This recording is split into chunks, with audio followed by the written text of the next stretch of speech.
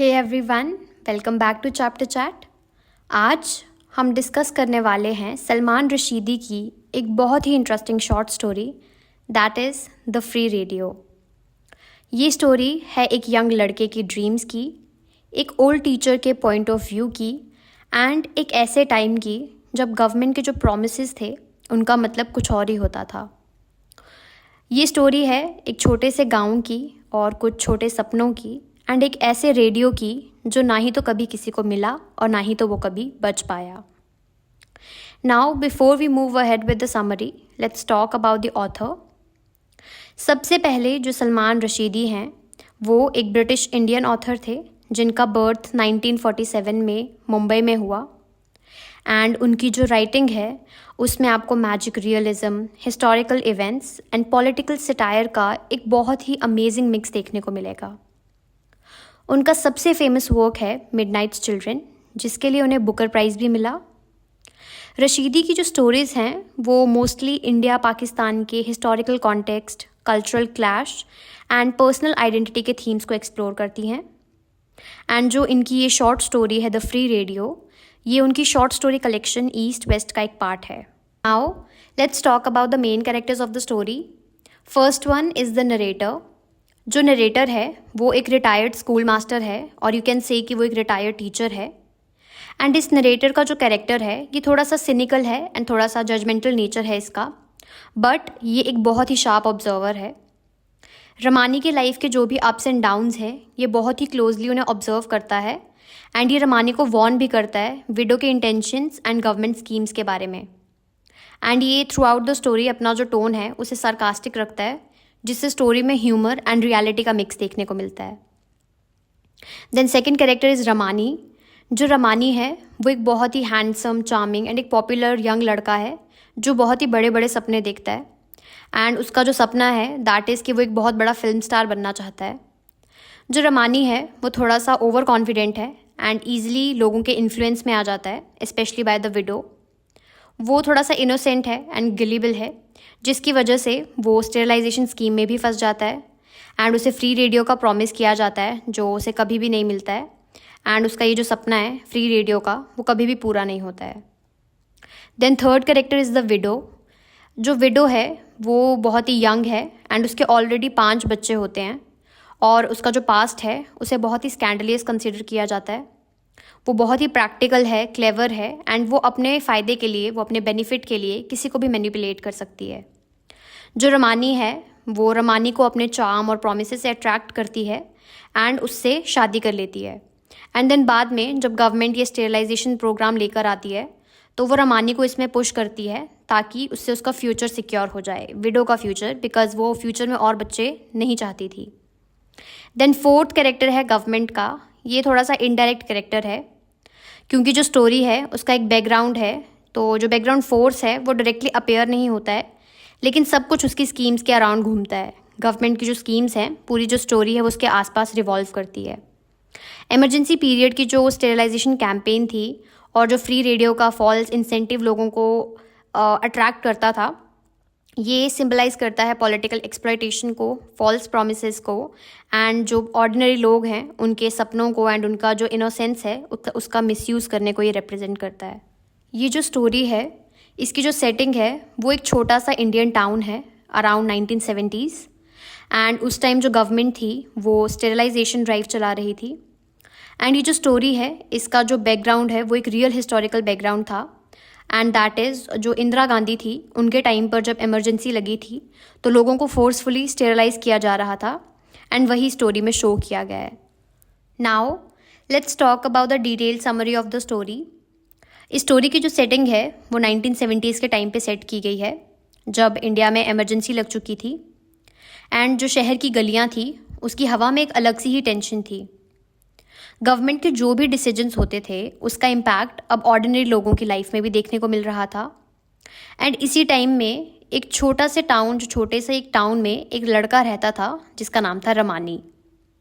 जो ये रमानी है वो कोई आम लड़का नहीं है, वो एक टॉल, हैंडसम, कॉन्फिडेंट और एक सपनों से भरा हुआ लड़का है और उसके बहुत बड़े बड़े सपने थे एंड उसका एक सपना था कि वो एक बहुत बड़ा फिल्म स्टार बनना चाहता है।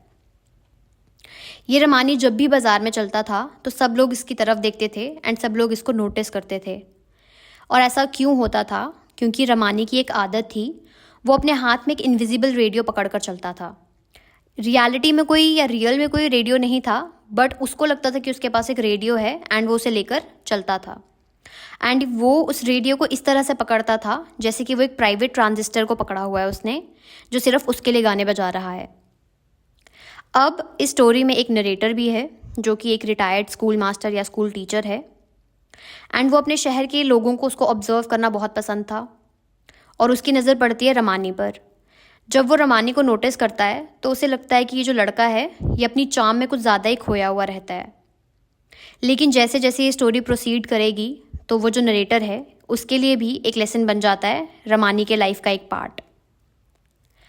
अब क्या होता है कि एक दिन जो रमानी है उसकी लाइफ में एक यंग विडो आती है एंड ये जो विडो है इसके ऑलरेडी 5 बच्चे होते हैं। रमानी से मिलने से पहले ही इसके 5 बच्चे होते हैं एंड ये जो विडो है ये पूरे टाउन में इसके बहुत ही स्कैंडलियस गॉसिप है इसके बारे में एंड गांव में इसका अच्छी इमेज नहीं है।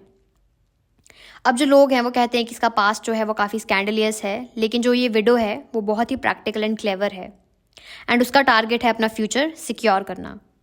अब धीरे धीरे वो रमानी को अट्रैक्ट करना स्टार्ट करती है एंड वो एंड रमानी काफ़ी क्लोज हो जाते हैं। वो दोनों काफ़ी बातें करते हैं एंड ये जो विडो है वो रमानी के इन ड्रीम्स का एक पार्ट बन जाती है। अब इस स्टोरी में एक ट्विस्ट आता है। अब बेसिकली क्या होता है कि जो गवर्नमेंट ने उस टाइम पर एक स्कीम लॉन्च की थी, दैट वाज स्टेरिलाइजेशन। एंड जो भी स्टेरिलाइज करवाएंगे अपने आप को उन्हें एक इंसेंटिव मिलेगा, उन्हें मिलेगा एक brand new free transistor radio. ये सुनने में बहुत अजीब लगता है, लेकिन इमरजेंसी के टाइम पर एक्चुअल में ये स्कीम चल रही थी एंड इसीलिए स्टोरी का जो हिस्टोरिकल बैकग्राउंड है वो रियल इंसिडेंट्स पर बेस्ड है। अब जो ये जो विडो होती है वो रमानी से कहती है कि देखो तुम बहुत हैंडसम हो और तुम यंग हो, अगर हम शादी कर लें और तुम स्टेरिलाइजेशन करा लो तो गवर्नमेंट हमें फ्री रेडियो देगी। और फिर वो रमानी का ब्रेन वॉश करती है कि सोचो एक नया रेडियो तुम्हें मिल जाएगा और तुम्हारे जो भी सपनों का साउंड ट्रैक है वो उस रेडियो में बजेगा एंड तुम काफ़ी फेमस हो जाओगे क्योंकि पूरे गांव में सिर्फ तुम्हारे पास ही रेडियो होगा और हर कोई तुम्हें नोटिस करेगा। तो जो रमानी है वो ऑलरेडी एक बहुत ही ड्रीमी और थोड़ा ओवर कॉन्फिडेंट लड़का है, तो जब वो इस आइडिया को सुनता है तो वो इस आइडिया की तरफ पूरी तरह से अट्रैक्ट हो जाता है। उसके लिए रेडियो सिर्फ एक गैजेट नहीं, एक सक्सेस का सिंबल था। जैसे कि बस एक रेडियो आया और उसकी लाइफ एकदम फिल्मी हो जाएगी एंड वो एकदम एक कोई बड़ा फिल्म स्टार बन जाएगा। अब जो नरेटर है वो उसे वॉर्न करता है और वो कहता है कि बेटा ये सिर्फ एक प्रॉमिस है एंड हर प्रॉमिस पूरा नहीं होता है। लेकिन जो रमानी है वो उस विडो की तरफ इतना ज़्यादा अट्रैक्टेड है कि उसे लगता है कि बाकी सब गलत हैं, सिर्फ वो विडो सही बोल रही है और रमानी जो नरेटर की बातें हैं वो उन्हें सीरियसली नहीं लेता और उन्हें नहीं सुनता। उसकी आंखों में सिर्फ एक इमेज है, दैट इज़ कि उसके अपने हाथ में अब एक न्यू शाइनी रेडियो चाहिए और वो बाज़ार में उसको हाथ में लेकर घूमे ताकि सब लोग उससे जलें एंड सब लोग उसको ऑब्जर्व करें। अभी जो रमानी है वो उस विडो से शादी कर लेता है और थोड़े दिन बाद जो रमानी है वो स्टेरिलाइजेशन भी करवा लेता है। अब धीरे धीरे एक दिन जाता है, दूसरा दिन जाता है एंड ये जो रमानी है वो वेट करता है पोस्टमैन का कि वो कब रेडियो लेकर इसके पास आएगा। ऐसे दिन गुजरते हैं, दिन महीने बीतते हैं, लेकिन रेडियो जो है वो रमानी के पास नहीं आता है। अब रियलिटी ये थी कि जो रेडियो का प्रॉमिस था वो एक ट्रैप था लोगों को अट्रैक्ट करने का। गवर्नमेंट के लिए ये एक पॉलिटिकल टैक्टिक था, लेकिन रमानी के लिए ये उसके सपनों का एक उसका ड्रीम था जो अधूरा रह जाता है। एंड में जो ये रमानी और विडो है वो दोनों टाउन छोड़कर चले जाते हैं एंड बाज़ार की गलियों में अब वो अपना जो इमेजिनरी रेडियो है वो लेकर नहीं घूमता है। नरेटर के लिए ये एक पेनफुल साइट होती है। एक लड़का जो पहले इतने बड़े बड़े सपने देखता था अब रियलिटी के बोझ के नीचे वो दबकर रह चुका है। और ये जो स्टोरी है वो यहीं एक बिटर नोट पर एंड हो जाती है। जो रशीदी हैं वो हमें दिखाते हैं कि कैसे मैनिपुलेशन, फॉल्स प्रोमिसेस और पॉलिटिकल एक्सप्लॉयटेशन एक इंसान की ज़िंदगी का जो रास्ता है उसे कम्प्लीटली बदल सकती है। जो फ्री रेडियो है इस स्टोरी में वो सिर्फ एक ट्रांजिस्टर नहीं है, वो एक मेटाफर है, एक ऐसा सपना जो चमकता तो है लेकिन अंदर से एकदम खाली है। ये जो स्टोरी है वो यहाँ पर एंड हो जाती है एंड जो नरेटर है वो मेंशन करते हैं कि वो लास्ट टाइम था जब उनकी और रमानी की फ़ेस टू फेस बात हुई थी एंड उसके बाद जो रमानी था वो बॉम्बे चला गया था। अब जो रमानी है, क्योंकि उसे रेडियो नहीं मिलता है तो उसे रियलिटी को फेस करना पड़ता है एंड वो बॉम्बे चला जाता है फॉर बेटर अपॉर्चुनिटीज़। अब कुछ महीनों के बाद जो रमानी है वो बॉम्बे से एक लेटर लिखता है नरेटर के लिए, एंड जब नरेटर को वो लेटर मिलता है तो उसे लगता है कि ये लेटर रमानी ने नहीं लिखा है, क्योंकि जो नरेटर है वो रमानी को पढ़ाने की बहुत कोशिश करते हैं बट रमानी पढ़ता लिखता नहीं है। तो जो नरेटर है उसे लगता है कि उसने किसी एक बहुत ही प्रोफेशनल राइटर को हायर किया है एंड उसके लिए बहुत ज़्यादा पैसे चाहिए, जिसका मतलब है कि जो रमानी है वो काफ़ी अच्छा कर रहा है इन बॉम्बे। अब जो रमानी है उसने उस लेटर में बहुत ही अच्छी चीज़ें मेंशन की होती हैं कि बॉम्बे में उसे एक स्टूडियो ने एक रोल ऑफ़र किया था जिससे उसका जो एक्टिंग करियर है वो स्टार्ट हो चुका है, एंड जो पाली हिल्स है अब वो वहाँ पर रहता है अपनी वाइफ़ के साथ, एंड वो वाइफ़ उसकी वही विडो वाइफ थी। एंड वो कहता है कि जो विडो है अब वो थोड़ी मोटी हो चुकी है, एंड यहीं पर जो स्टोरी है वो एंड हो जाती है। और जो नरेटर हैं वो कहते हैं कि ये वही लड़का था जो एक रेडियो के लिए इतना ज़्यादा तड़प रहा था, बट एट दी एंड सब कुछ उसके लिए अच्छा हुआ एंड वो आज अपना जो उसका करियर था और जो भी उसका ड्रीम था वो उसे फुली जी रहा है। एंड यहीं पर जो हमारी स्टोरी है वो ख़त्म हो जाती है। Now let's talk about the main themes of the story. इस स्टोरी में बहुत ही स्ट्रॉन्ग थीम्स देखने को मिलती हैं। First one is innocence versus manipulation. जो रमानी का इनोसेंस है और जो विडो का सेल्फिश मैनिपुलेशन है वो इस स्टोरी का एक मेन थीम है। Then second is false promises of government. जो फ्री रेडियो है ये उन गवर्नमेंट स्कीम्स का सिंबल है जो ग्राउंड रियलिटी में फेल हो जाती हैं। Then third is dreams versus reality. आप ड्रीम्स देखिए बट अगर आप किसी चीज़ को एकदम ब्लाइंड फोल्ड होकर फॉलो करेंगे तो वो काफ़ी डेंजरस प्रूव हो सकता है।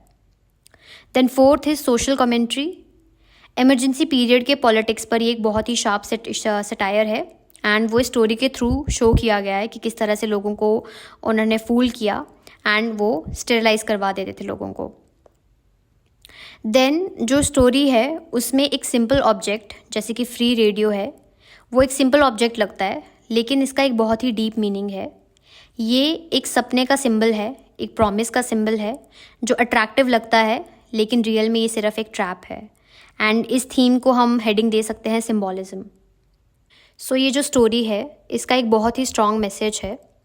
सलमान रशीदी हमें शो करते हैं कि किस तरह से जो हमारे सपने और जो हमारे एम्बिशंस हैं अगर हम उन्हें बिना सोचे समझे फॉलो करेंगे तो वो एक इंसान को मैनिपुलेट करने का टूल बन सकते हैं।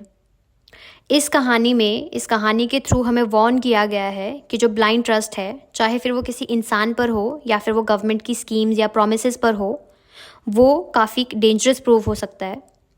इस स्टोरी में जो फ्री रेडियो है वो एक मेटाफर है उन फॉल्स प्रोमिसेस का जो बहुत ही अट्रैक्टिव लगती हैं लेकिन वो अंदर से एकदम खोखली हैं। एंड ये स्टोरी जो है वो पॉलिटिकल एक्सप्लॉयटेशन, गलिबिलिटी एंड मैनिपुलेशन के डेंजर्स पर एक बहुत ही स्ट्रॉन्ग कमेंट्री शो करती है। So this was all about the detailed summary of this short story and I hope you enjoyed this video. Make sure to like, share and subscribe. I'll see you in the next video. Till then, take care.